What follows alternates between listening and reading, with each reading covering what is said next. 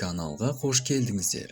Алдыңғы шығарылымдарда тонаушылар, қарақшылар, американдық мафиоздар туралы айтқан болатынбыз. Бәлкім кинолардан якудза мафиясы туралы да талай көрген боларсыздар. Бүгінгі шығарылымда якудзалардың өмірімен жақынырақ танысатын боламыз. Якудза сөзі танымал жапондық карта ойынынан шыққан және 8-9-3 сандарының тізбегін білдіреді. Ал бұл нәтижесінде ойындағы ең нашар комбинация 20 санын береді. Арада 100 жыл өткеннен кейін күншығыс еліндегі бұл топтың құрамында 100 мыңнан астам мүше бар. Якудза бұл бір ғана топ емес, ол бірнеше мың біріктірілген бандадан тұрады, ал олардың ішіндегі ең үлкені Ямагучи Гуми бандасы. Якудзаларды қарапайым бандит деуге болар еді, бірақ ежелгі Жапонияның Эдо дәуіріндегі қожайынсыз қалған самурайлар, яғни рониндармен бірігуден бастап, оларда ар-намыс кодекс ұғымы пайда болады. Ал кейін заман өзгеріп, көптеген көтерілістер, қылмыстық қақтығыстар, қылмыстың өсуіне себеп болды. Жұмыс көлемінің көптігінен Жапон полициясы олармен күресуді тоқтатып, басшылармен келісімге отыра бастады. Якудзаның мафиялық топтары ойын-сауық индустриясы, жасырын казинолар, қару-жарақ пен есірткі саудасы, қарызды қайтарудан бастап жұмысқа орналасуға дейінгі мәселелермен айналысты.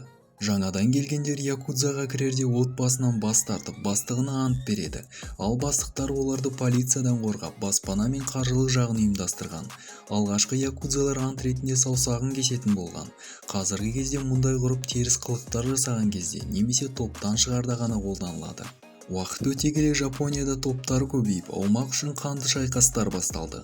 Симидзудан шыққан Зирота басшылығымен 600-ден астам якудза қарсылас топты бастығынан бастап, жасөспірімдерге дейін түгел қырып тастаған.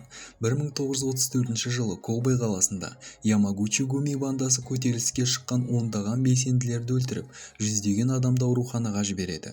Бұл шабуылға қала билігі тапсырыс берген болатын.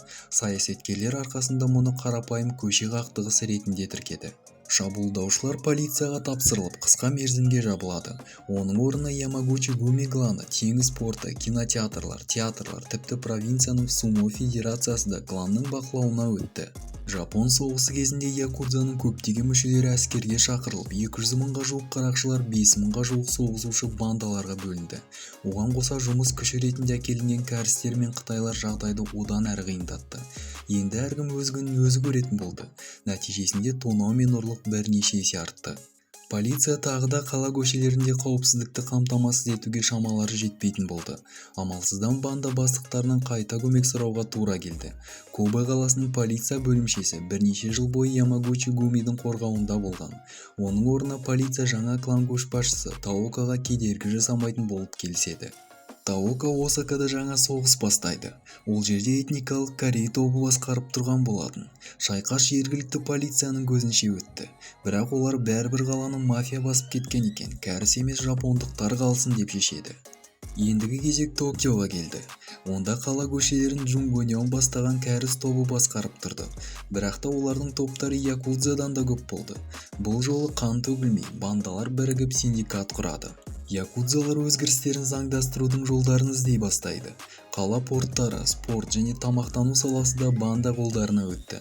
Билік өздерінің әлсіздігін түсініп, қылмыскерлер қызметіне салық салу арқылы заңдастыруға мүмкіндік берді. Мемлекетпен келісімге отырғаннан кейін, якудза басшылары билікке бағынып, ал ұсталған қылмыскерлер артық сөзсіз түрмеге қамалатын болды. Якудза заңы бойынша мағынасыз зорлық-зомбылықты, бөгде адамдарға зиян келтіруге тікелей тыйым салады және тіпті мүлікке кездейсоқ келтірілген зиянды өтеуге міндеттейді. 2011 жылғы жер сілкінісі кезінде зардап шеккендерді қамтамасыз ету және оларды эвакуациялау мәселелерімен айналысатын ең үлкен еріктілер желісін құрған дәл осы якудзалар болды. Статистика мен полиция есептері якудзаның мемлекеттік қызметкерлермен біртіндеп араласып бара жатқанын айтады. Ірі кландар кеңселерін қымбат зәулім ғимараттарда ұстайды, ал олардың басшылары саяси партияларға демеушілік жасап, қайырымдылыққа ақша бөледі. Осылайша талай қанды шайқасты бастан өткерген якудзалар қоғамның сыйлы азаматтарына айналды. Бүгінге айтарым осы достар, сіздермен болған жұмбақ әлем. Каналға тіркеліп лайк басуды ұмытпаңыздар. Келесі кездескенше.